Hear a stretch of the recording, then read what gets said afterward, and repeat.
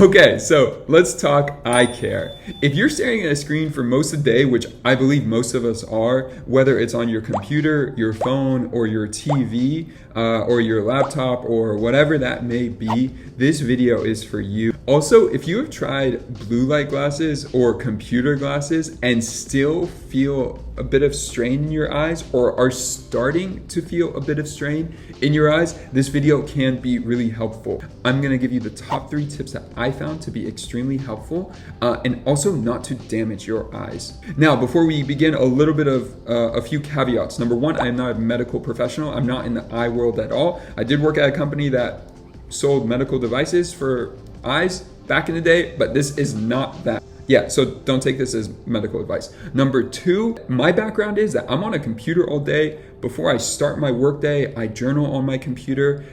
When I read a book, I read it on my Kindle app on my phone. When I watch a movie, I watch it on Netflix on a screen. So I'm literally on screens most of the day. Even when I go on a walk and I'm reading a book, I'm like looking at a screen at times while I'm on that walk. And the final thing is this: if you are new to this channel, please like the video down below. I would appreciate that so much. YouTube appreciates it, but I appreciate it way more. Please like, subscribe, and hit that notification bell if you want more content like this. We publish every single week. All right, let's get into it. So the first thing is this: what is going on? So if you're feeling a bit of eye strain, or your eyes just feel more sensitive over the course of the day, the problem that I ran into about 2 months ago was by the end of the day, my eyes would start to feel really strained. And I thought that was just normal. I'm staring at a screen all day. I'll just rest them and feel better. But I would sleep. Eventually, I would sleep beautifully, have a great night's sleep, wake up the next day and start working, and my eyes would already feel strained.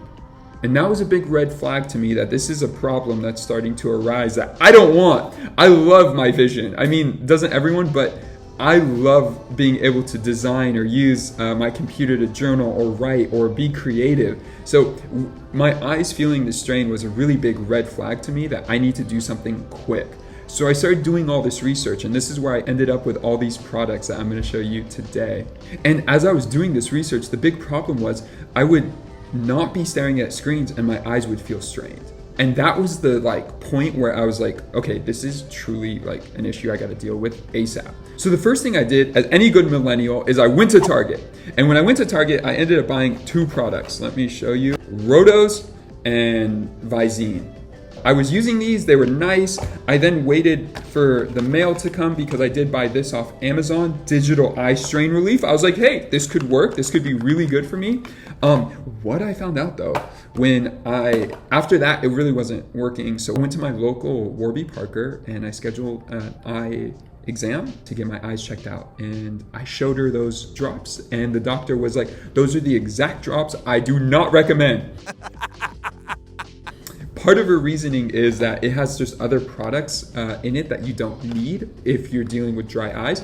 But one of the purposes for the active ingredients for the drug facts says redness reliever. I wasn't really dealing with redness problems as much as I was dealing with eye strain. And it's funny because they advertise it well, digital eye strain relief, but she said long-term these could actually be a negatively affect my eyes. So she recommended a few companies I'll talk about in a moment. One of the things she said that was so valuable was apparently we blink 60% less when we're behind a screen. I'm behind a screen 80 to 90% of my day. So you're saying in my whole day, I'm blinking 60%, less than half the amount that I should be blinking every day. Well, I understand where the problem's coming from. And basically what's happening without the professional terms is the oil glands or whatever glands that they're producing for my eyes were not producing enough. And then also when you blink, you kind of release it a little bit. So when you close your eyes, you blink, it releases a little bit, but it wasn't enough. And what was happening is those glands were getting dry. So now I have to rehydrate them. And this is where it's the same thing as dry skin. You don't want to treat dry skin when it's dry. You want to treat it before it gets dry. Prevent it from happening, not waiting till afterwards. So if you don't even feel any pain right now or any eye strain, but you're on screens a lot, highly recommend even just like step one of this process. Okay, so let's talk about this 3-step process. So I have a ton of stuff. I have these that work for your eyes.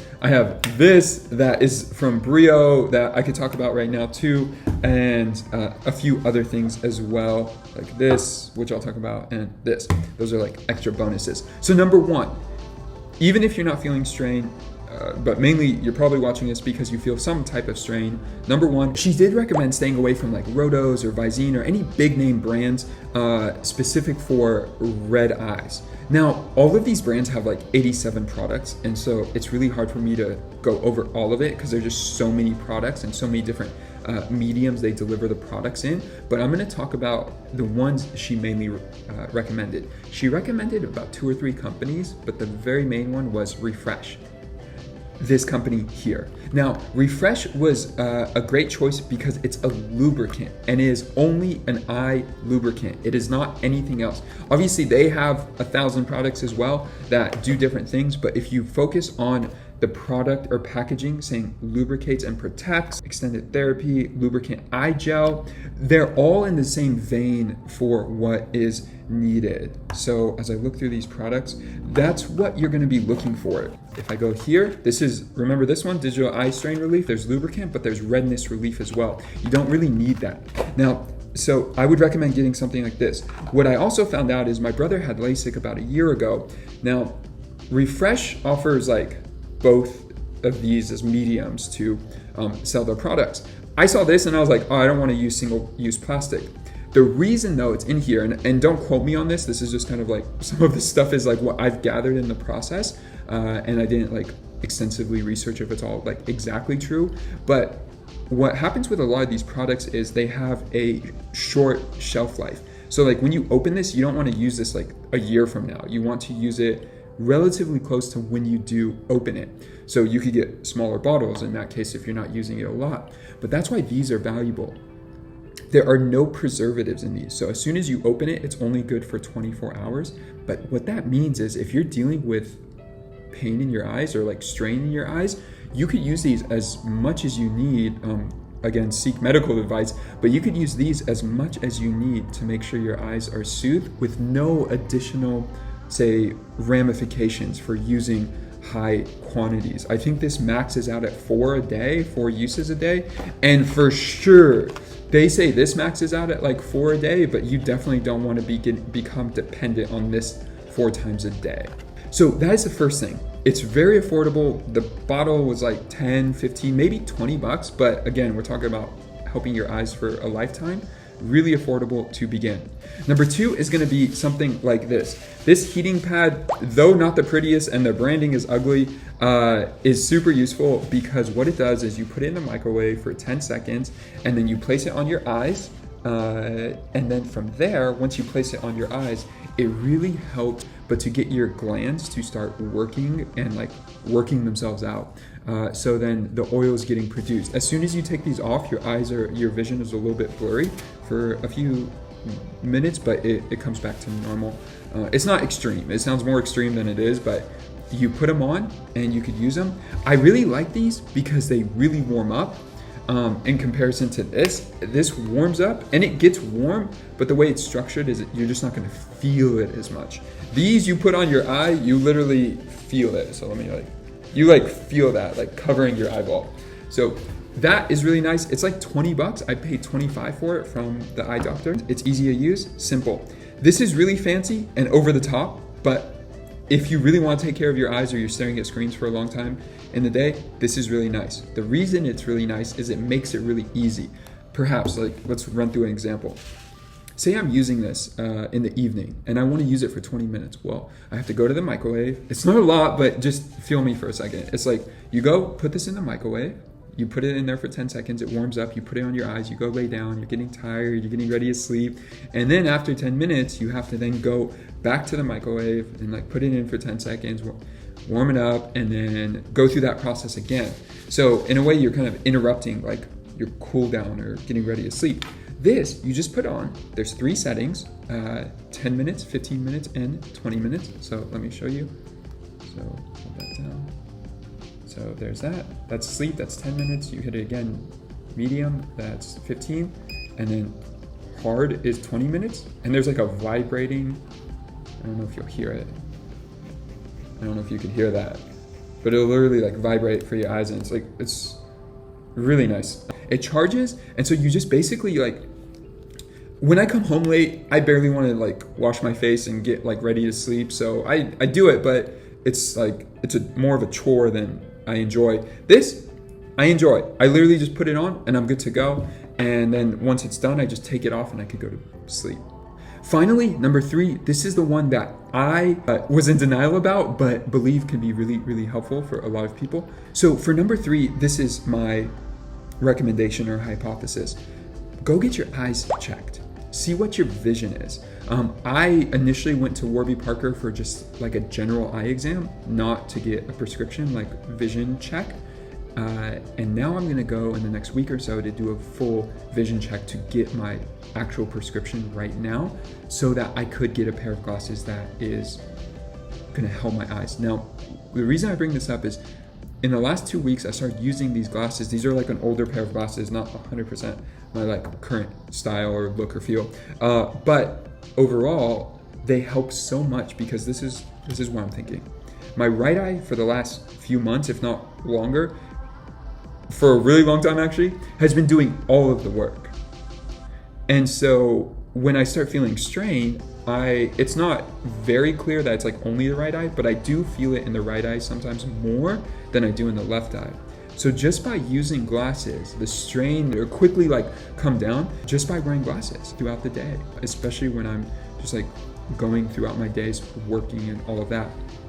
So I highly recommend getting a pair of glasses or looking into that. Now, my big hesitation with glasses is there's that idea that if I have glasses, it makes my eyes lazy. Well, that could be true, and I'm still evaluating that and trying to figure out what the best method is for me, because I don't want to allow my eyes to get lazier, but at the same time, they were getting strained. So I'm trying to find that middle balance that works the best overall. Now, that's my process. Number 1, get eye drops, so you can use them in the morning, evening, middle of the day. If you start to feel strained, you could use them right away, have them in your pocket ready to go. Number 2 is invest in something to warm your eyes in the middle of the day if you take a nap or when you're about to go to sleep. And then number 3, see if you need a prescription. A prescription actually might help reduce the eye strain in the process. Now, these are bonuses. A few other things. I found this company, Avenova. So they have a really beautiful brand. This bottle, once you open it, only lasts for 28 days. Basically, you take it, you spray it on your eyes, and what it does is it removes debris from lids and lashes without the addition of bleach. Hello, I don't know why bleach is in anyone's eye, or close to anyone's eye, but you could spray it on, and then you just take a cotton ball and basically rub it off 2 or 3 times. And they have video tutorials on how to use it and all of that you could find online. And then also recommended from the doctor was fish oil. I'm not an expert with fish oil, but this is what I had at my house already, so I started taking it. And also the other things I do want to mention is, like, when I was on YouTube trying to find solutions for this, or Google, I really wasn't finding answers. But what does help out of the answers I did find were, like, there were 2 or 3 recommendations. Learn about the 20-20-20 rule. Look 20 feet away every 20 minutes for 20 seconds. And learn about just blinking more. Like, whatever you could do to like learn to blink more and be considerate of your eyes. I think ergonomics matters as well. So if you're really close to your screen or you're really far from your screen, that matters. If you are working on a monitor at your home, make sure the light, there's no glare on the screen. That's an important one. You got to play with it. There's not a lot of quality content around this in very specific like formats for all of these things. I didn't know which angle to put my screen or what could have been, if that could have been part of the problem, but I did adjust it and it's been better so far. But overall, you just got to kind of think about those items. Think about how close you are to the screen. How bright is the monitor? So when I'm working on an external screen, the monitor itself was set to a standard brightness. It doesn't like dim and go down the way your laptop does. Like, a laptop changes. If it's really light outside, it'll get brighter. If it's really dark, it'll get dimmer. But my monitor doesn't do that. And so in that process, I changed my monitor settings to be very low.